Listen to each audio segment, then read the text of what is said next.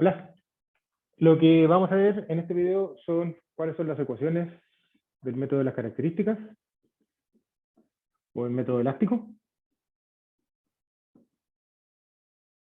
¿Ya? Donde esencialmente son las ecuaciones generales que rigen para poder describir el movimiento del fluido dentro de una tubería en el régimen impermanente. ¿Ya? Y como en todo orden de cosas en mecánica de fluido, vamos a tener dos ecuaciones. Vamos a tener continuidad de masa, y vamos a tener continuidad de momentum, o sea, igual a m por a, igual a la sumatoria de las fuerzas externas, ¿ya? La segunda ley de Newton, aplicada entonces para un volumen de control que está dentro de una tubería, considerando que la densidad del fluido dentro de la tubería puede cambiar producto de la presión, y que además hay una cierta capacidad de elástica del material de la tubería. O sea, si es que aumenta la presión, aumenta un poco el diámetro, y si es que disminuye la presión, disminuye un poco el diámetro. Entonces, si juntamos toda esa información, vamos a definir cuáles son las variables del problema. Variables del problema. Vamos a tener U como la velocidad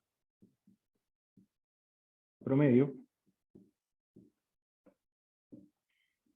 en la sección de escurrimiento.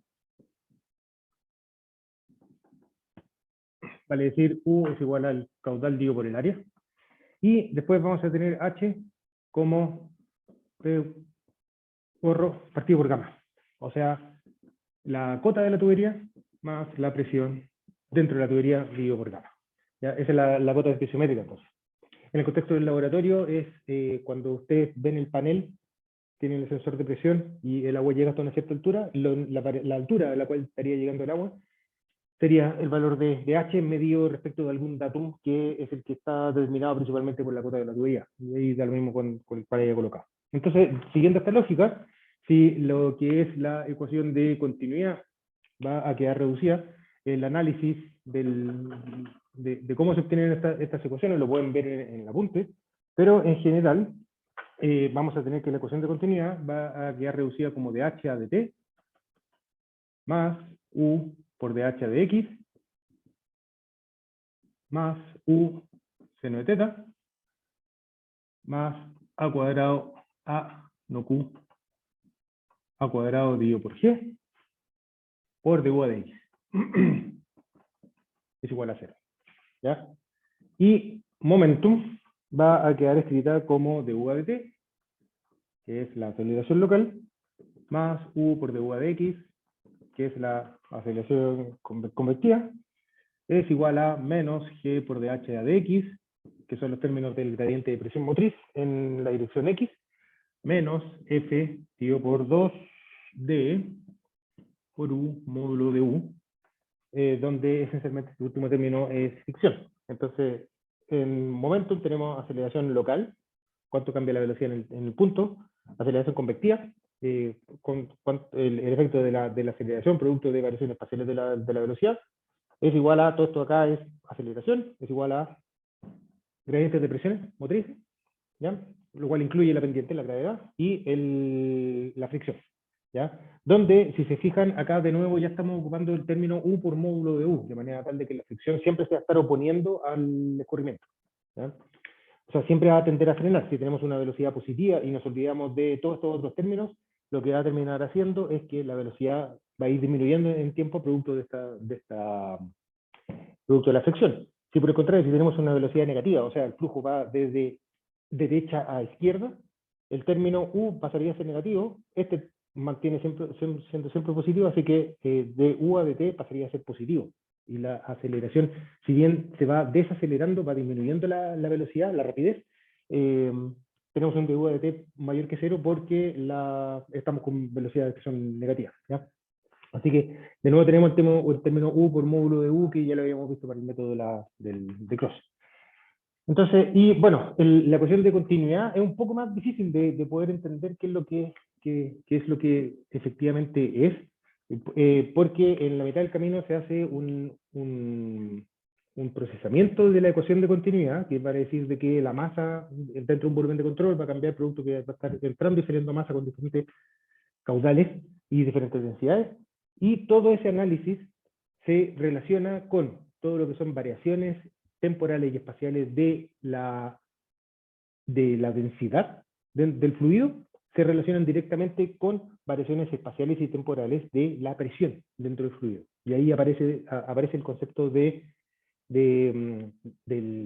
K, el módulo de compresibilidad del agua, que es el que después de agrupar términos, termina aquí en la velocidad, la celeridad de onda de presión, el A cuadrado. ¿Ya?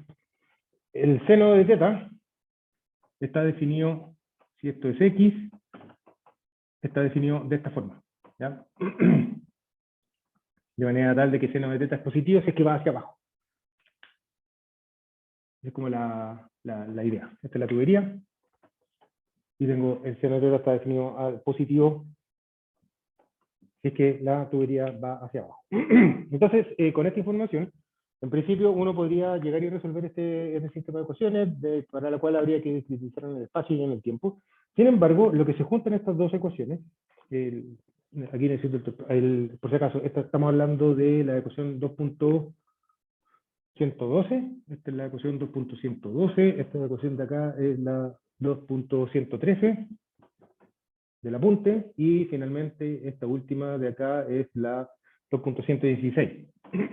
¿Ya? O sea, estamos hablando de la página 61 del apunte. Entonces, de nuevo, siguiendo con un análisis dentro del sistema de ecuaciones, al final se reduce, cuando se juntando 1 y 2, se obtienen las ecuaciones características. Se obtienen las ecuaciones características,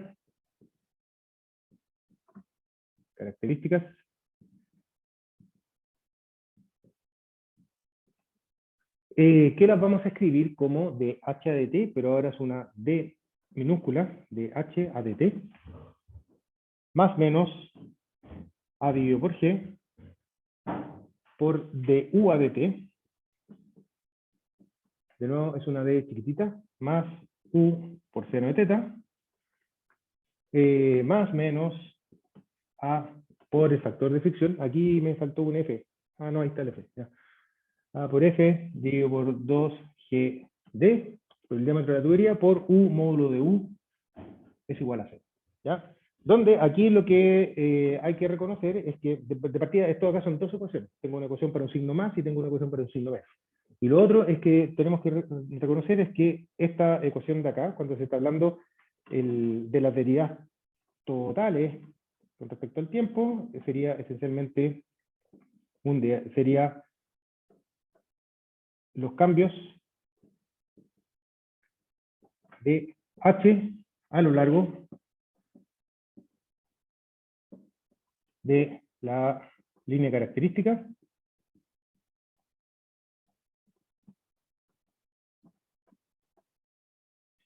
dada por dx a dt es igual a u más menos a. En otras palabras, lo que estamos diciendo cuando calculamos el de h a dt, de cómo varía h en función del tiempo, o sea, siempre se mantiene esa idea, cómo va variando h en función del tiempo, pero no es una variación de la presión en función del tiempo que yo obtengo si es que coloco un sensor de presión en un cierto punto. Si coloco un sensor de presión en un cierto punto y voy viendo qué es lo que ocurre con la presión, sube, baja, etc.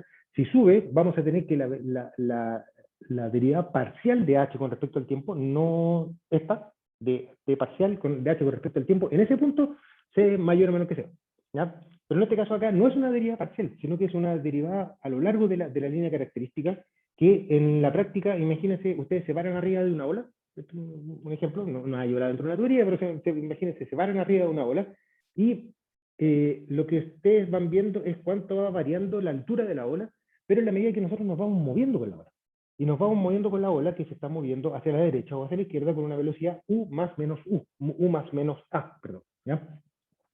Entonces, si nos estamos moviendo a lo largo de la característica positiva, que sería la curva que está asociada con el signo más en acá y acá, lo que quiere decir de que cuando estamos viendo la variación de h con respecto al tiempo, es que nos paramos arriba de una ola que se está moviendo hacia la derecha, y vamos viendo cómo va cambiando la presión o la altura de la ola en la medida que nosotros nos estamos moviendo. Entonces, no es una variación de la presión en el punto, tampoco es una variación de la presión espacial, porque yo estoy relacionando qué es lo que ocurre en este punto para este tiempo con lo que ocurre con este otro punto, pero para un tiempo después, ¿ya?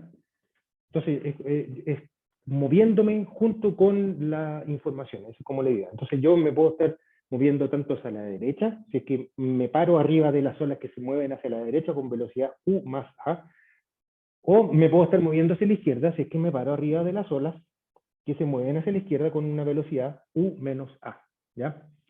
Entonces, esa es como la idea. Si es que yo paro, imagínense, estoy parado en un cierto punto de la tubería, ¿ya? Y de repente le pego a la tubería. Lo que voy a tener es que, porque le pegué a la tubería, se comienzan a generar olas, a transmitir la información de que yo le pegué mediante un sonido, el sonido que es el que transmite la información dentro de la tubería, y yo voy a tener ondas de sonido que se están moviendo hacia la derecha y hacia la izquierda. Entonces, eso gráficamente, imagínense, yo le pego a la tubería y comienzan a aparecer ondas de sonido que se están moviendo hacia la derecha y hacia la izquierda, donde hacia la derecha se van a estar moviendo con una velocidad u más a, hacia la izquierda se van a estar moviendo con una velocidad u menos a, y cuando yo estoy calculando la derivada parcial de h con respecto al tiempo, es si es que yo me paro y me voy moviendo junto con esta onda, ¿ya?